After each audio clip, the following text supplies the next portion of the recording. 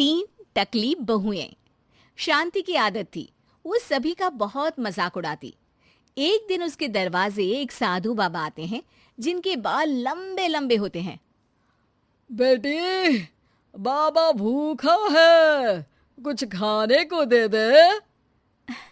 हाँ बाबा आई, खाने को तो बनाया है लेकिन अपने लिए, आपके लिए तो ये ब्रेड है, ले लो। बेटी, बाबा रोटी खाना चाहता है। वो क्या है ना, सुबह से भिक्षा नहीं मिली, 2 रोटी तो बना दे। हाँ हाँ जरूर बना देती, ससुर है ना आप मेरे। वैसे बाबा, बालों में कौन सा तेल लगाते हैं जो इतने लंबे काले और घने बाल हैं? पहले राज बताओ, फिर मैं रोटी बनाती हूँ। बाबा को शांति की बात पर गुस्सा आ जाता है। तू बाबा का मजाक उड़ा रही है? जा, मैं तुझे श्राप देता हूं कि तू गंजी हो जाएगी। शांति बाबा की बात पर जोर जोर से हंसती है। श्राप? अरे श्राप तो ऐसे बोल रहे हैं जैसे भगवान हो। अरे इतनी ही बात पूरी हो जाती है तो भूखे क्यों घूमते हो? रोटी मांग लिया करो ना। मूर्ख लड़की, तू तो मजाक उड़ाने से बाज ही नहीं आ रही। मैं तुझे और श्राप देता हूं कि तेरे घर में जो भी औरत आएगी सब गंजी हो जाएगी। बाबा वहां से चला जाता है और शांति के बाल धीरे धीरे झड़ने शुरू हो जाते हैं और एक दिन तो वो पूरी टकली हो जाती है और वो अपने पति से कहती है, हाय रे, इस शहर का पानी भी ना कितना गंदा है। एक मेरे मायके का पानी था जिससे नहाने से बाल ही बाल लहराते थे, और एक तुम्हारा शहर। गंजी हो गई हूं मैं। अरे पर मैं ठीक हूं, मेरे 3 लड़कों के बाल ठीक है, एक तेरे ही बाल कैसे चलेगा? बात तो कोई और लगती है। लेकिन शांति को जरा सा भी बाबा का श्राप याद नहीं होता।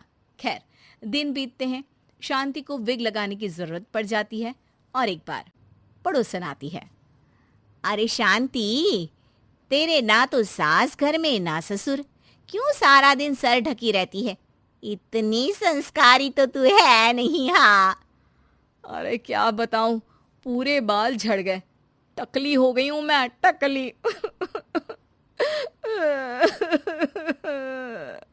अरे अरे चुप कर शांति, कोई सुन लेगा।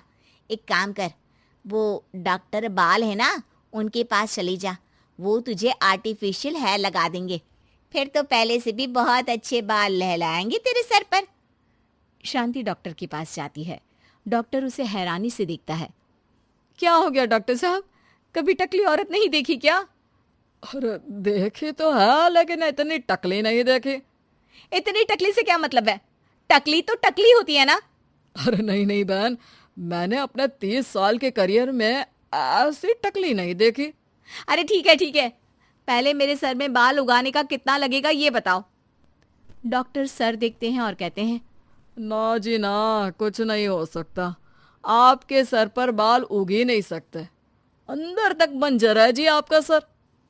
शांति मुंह लटकाकर घर आ जाती है। अब कभी वो नकली बाल लगाती तो कभी पल्ले से सर ढकती। दिन बीतते हैं और उसके 3 लड़के बड़े हो जाते हैं। एक दिन शांति का पति कहता है, मैं सोच रहा हूँ 3 की शादी एक ही साथ करवा दूं, खर्चे भी बच जाएंगे और 3 बहुएं एक साथ आ जाएंगी, क्यों? हाँ वो तो ठीक है, लेकिन मेरी एक शर्त है। अरे इस शहर में 3 की शादी करवाएंगे और कल को दूसरे शहर की लड़कियों को यहाँ का पानी सूट नहीं किया तो जैसे मैं गंजी हो गई वैसे ही वो 3 भी हो जाएंगी तो। अरे तुम बेवजह डर रही हो, देखो मेरे और 3 बेटों के बाल बिल्कुल ठीक है, ये सब बातें छोड़ो अब। खैर, शांति की 3 बहुएं आ जाती हैं। शांति ने खास करके उन लोगों को उनके बालों को देखकर ही पसंद किया था। मैंने तो टकली होकर पूरी जिंदगी काट दी, लेकिन तुम 3 के बाल पूरे घर की शान होने चाहिए। किसी के भी बाल कम हुए तो वो मेरे घर में नहीं रहेगी। इस घर में प्यार और इज्जत के साथ रहना है तो अपने बालों का ख्याल रखना होगा। बड़ी बहू कहती है, जी माँ जी, आप चिंता ना करें, मेरे बाल तो इतने बेशर्म हैं कि मैं आज गंजी हो जाऊं तो कल ही बढ़कर घुटने तक आ जाएंगे। दूसरी बोल पड़ी, माँ जी, मेरे बाल तो कभी एक भी नहीं झड़े, चाहे मेरी माँ ने कितना ही चुटिया पकड़कर पीटा हो मुझे। अरे माँ जी, मेरी तो दादी के बाल आज भी ऐसे हैं। माँ के तो आपने देख ही लिए हैं, मेरे बाल की तो बिल्कुल ही चिंता न करें आप। शांति भी बहुओं के लंबे काले घने बाल देखकर खुश रहती। लेकिन ये क्या, माँ जी हाय रे, मेरे बाल के तो गुच्छे गुच्छे निकल रहे हैं।